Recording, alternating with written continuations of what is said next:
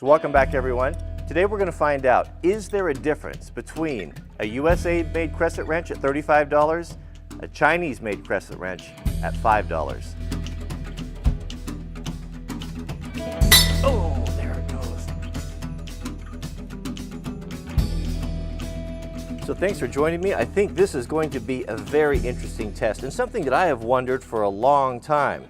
So, crescent wrench, man, talk about a staple in any man's toolbox. I mean, a must-have tool. Every time you break out a crescent wrench in a video, there's always going to be someone, maybe, I don't know what we call them, elitists, that say you should never use a crescent wrench. Anyone who says that doesn't know what they're talking about. Yes, of course, it's better to use a box-end wrench or a wrench that fits the nut, but the reality of it is if you're down in the field or you're packing tools to a remote location or you want to have something in your truck that just does about everything and you don't want to pack 300 pounds of tools around, a crescent wrench is actually a very interesting, or really a great choice and a must-have. One interesting fact that I just learned about these, the first crescent wrench was invented in right around 1917 by the Crescent Company. Of course, it's still by most of us, it's referred to that to this day, even though it's an adjustable wrench and the Crescent was the brand name. Of course, the patent ran out years ago and there's a million different companies making them. Another interesting fact, remember Charles Lindbergh, the first guy who flew across the Atlantic in an airplane?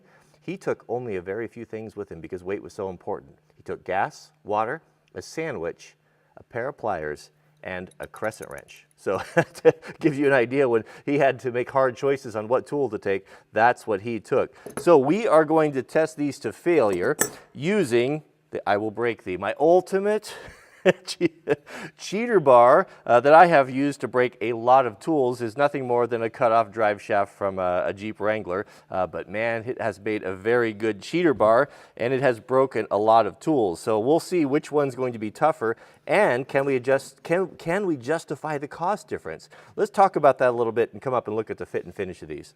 I was absolutely staggered at the price difference between, well, this was actually really hard to find. This is an S&K 8-inch USA-made crescent wrench. This was one of the only USA-built crescent wrenches that I could find, and it was expensive. I mean, when you figure, I guess expensive, that's all relative. We have all been accustomed to such values and inexpensive or cheap prices on these overseas tools that when we see an American-made tool, sometimes, I mean, the sticker shock, for me anyway, is it's pretty tremendous.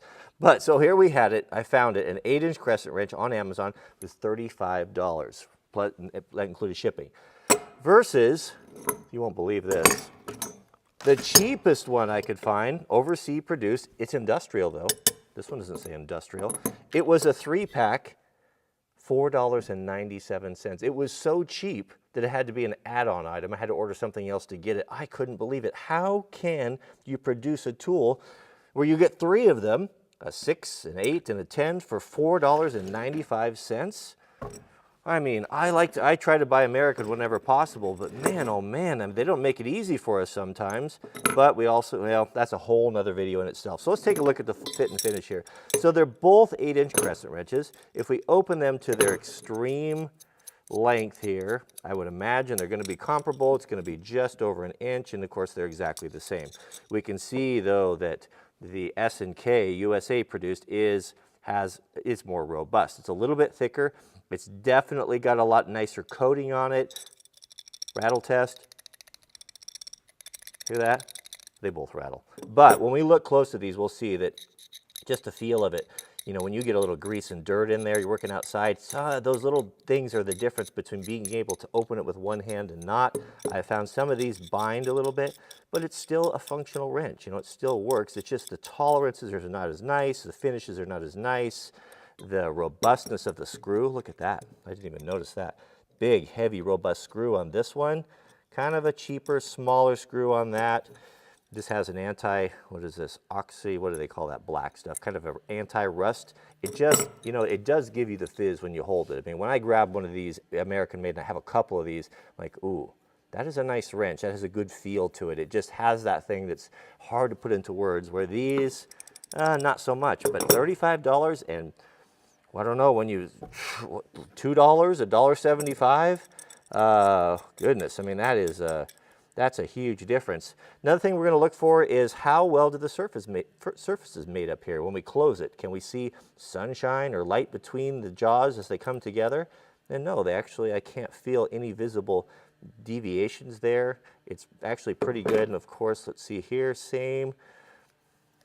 Tighten that up there. Nicely finished. Side to side movement a little bit right there. Yeah, you know, I don't know. There's a huge gulf between the prices here, and for a guy putting together a budget toolkit, is it wise to spend $35 on a crescent wrench when there's other things you need? You're gonna have to decide on that. But let's take it over to the vise and see. I've got a couple tests set up that's gonna really push these probably to failure. So the foundation of our test is ye old Snappy Tom vise mounted on a fully welded steel bench bolted to the timbers. This is a formidable clamping system right here. I've yet to, even the I will break thee can't even move this whole system.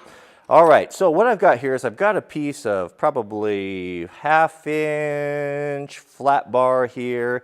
And the first thing that I want to do is to test these things kind of torsionally like this. You know, these tools are not designed to work this way, but all of us, again, you know, anyone who says that they don't find themselves in these situations like this is a liar or a fraud or an elitist, because you do what you have to do. Sometimes you can't get a crescent wrench in there, and I have on many accounts put it over a bolt like this and used that with a cheater bar to do what I had to do. So let's see how much flex we get and kind of what happens. We're not going to push them to breaking strength, but we're going to put the wood to them. So we won't be using I will break thee on there. We'll use its brother, I will bend thee. And that's the nice thing about the hole in the end there. Not only is it good for a pegboard, but it's good for a pry bar like this if you need to get something in a tight area. So we're not going to go too far, but let's put some serious pressure on it and see what do we have there. We have the handle flexing. If I were to continue to push it, could I break it? It's definitely going to break at the handle. I can feel that. I've got a lot of deflection right in there, but I don't think that anything's going right there. The weak point, I would imagine, is going to twist off and break right there. A lot of flex, really, really springy. Now, if we take the $35 S&K, X&K makes great tools. They're really kind of bridge the gap between Snap-on and the cheaper tools. My granddad, he was an economical guy, being an Okie living through the Depression, and they were always really popular with him. He just found it to be a good mix of value and quality with a great warranty. All right, so on the S&K, this is not a sponsored endorsement, by the way. These are all paid for by me. Okay, so here we go. So we're going to do the same thing, put some pressure on it, and we have basically the same thing. The jaws feel really good. I think just judging from experience, if I were to push this, it's going to break probably in the same spot, but very strong. I don't think you have to worry about the jaws. I'd say both of those pass. Chalked up in the vise here, we've got a nice 5-sided, heavy, very hard steel snap-on punch. Now this will represent a bolt very well, and this is the biggest complaint you get from guys about the crescent wrenches. They round bolts off. And yes, they do have a tendency to do that, but a lot of that is because of user error, not using the tool correctly.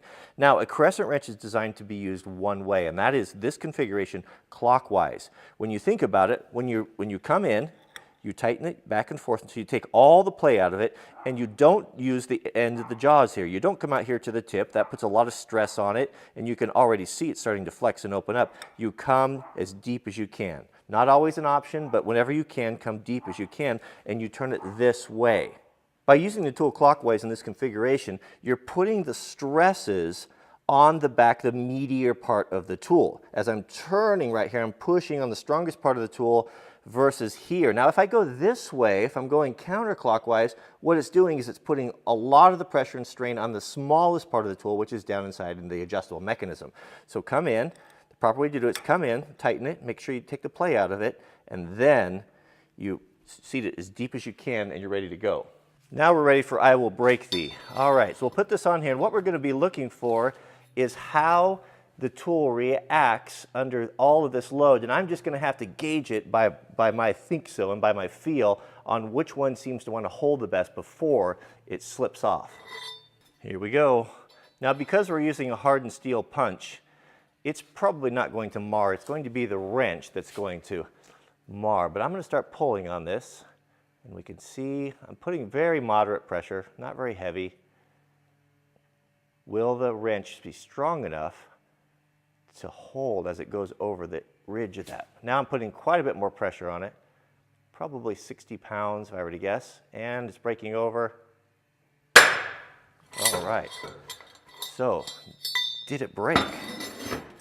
Oh, it didn't do it any good. Uh-oh, uh-oh.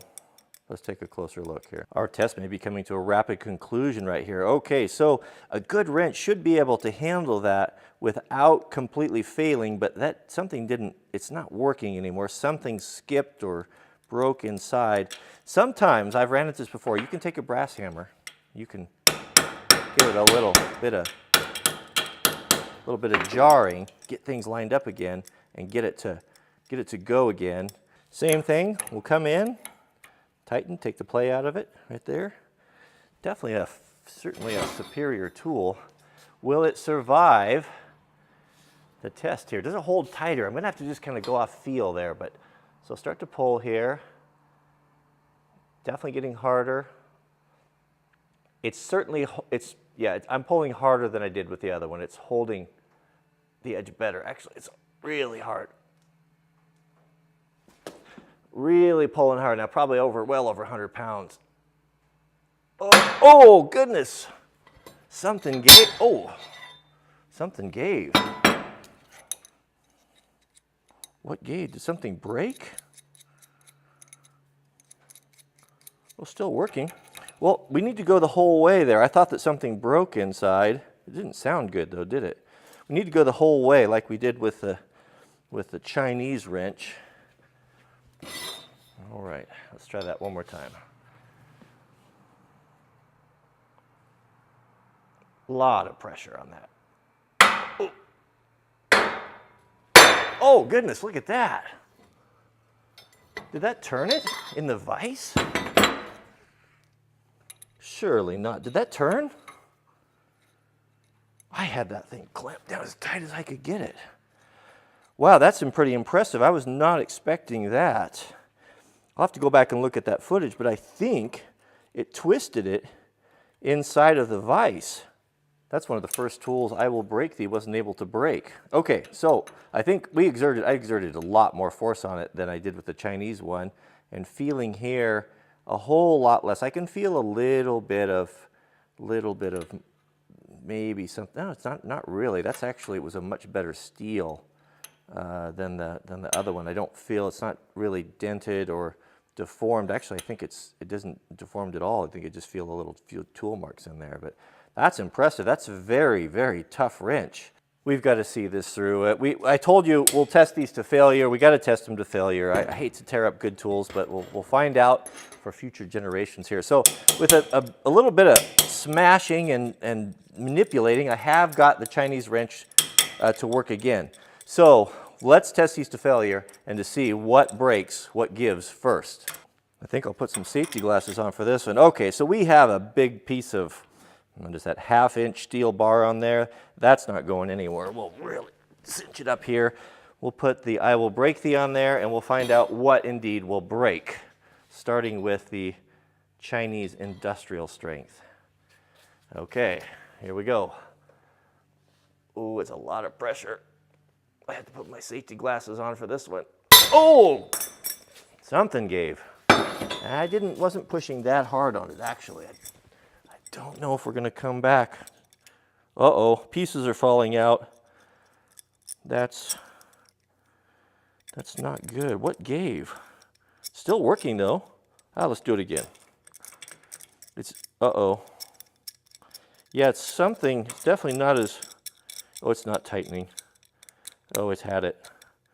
It's had it. There's no more using this wrench. Won't tighten. So a gear broke off inside. Something on here. I saw a piece fall off on the floor. Oh man. Okay. Oh, this is just unnatural here to break a nice tool like this, but we'll find out. So I wasn't pushing on that super hard. Make sure we're tight with I will break thee, but we'll see how much harder I have to push on this one. All right, here we go. What's going to happen? It's going to break. if I can break. Okay, this is hard, pull as hard as I can. Slipping off a little bit. I'm putting a tremendous amount of force on this. I'm gonna have to come out here a little bit here. Oh, there it goes, something gave. Boy, that was all that I had. That was all she wrote for, yep, the I will break thee. It broke. There we go. That's what happened. Just broke clean right there at the jaw, but it was all that I had. I mean, really was everything that I had, flexing it on the end of that bar to get that to break. It was a lot stronger. No question about that. Man, that's sad. That is sad. So what did we learn in this test? Well, we learned that the American-made SK wrench is far superior than the Chinese-made wrench. But we come down to the age-old question, that debate that goes back and forth. Is it better to buy several cheap tools than it is to buy one quality tool? And that argument rages on and will always rage on for years. I can just tell you what my experience is.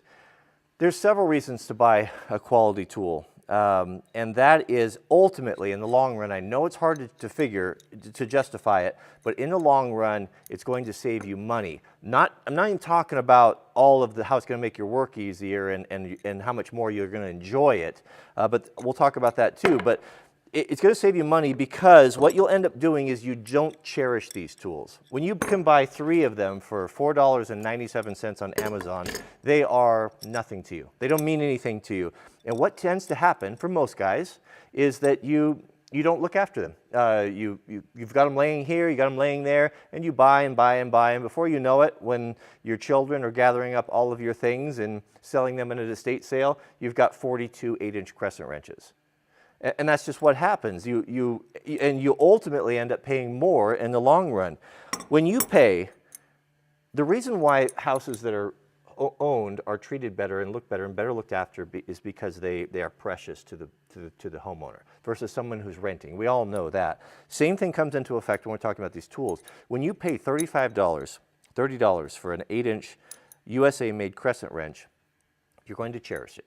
You're going to look after it. And you're probably, if you're somewhat responsible, you're going to have it your entire life, and you're never going to have to buy another one. It comes with a good warranty, all of that being said, that in itself, that's how it justifies it. Same way with boots. That's why I'm a big proponent of buying custom-made boots. If you're not in your bed, you're in your boots. So you need to spend your money on 2 things, your bed or your boots. And so over the period of time, if you got a boot that can last 20 years, 15 years, because it can be rebuilt, it's ultimately cheaper than buying cheap Walmart boots and that just tear up your feet and hurt your back and break down. So it's about pay me now or pay me later and all of that. There's also just the psychological, just the enjoyment that comes from a quality tool.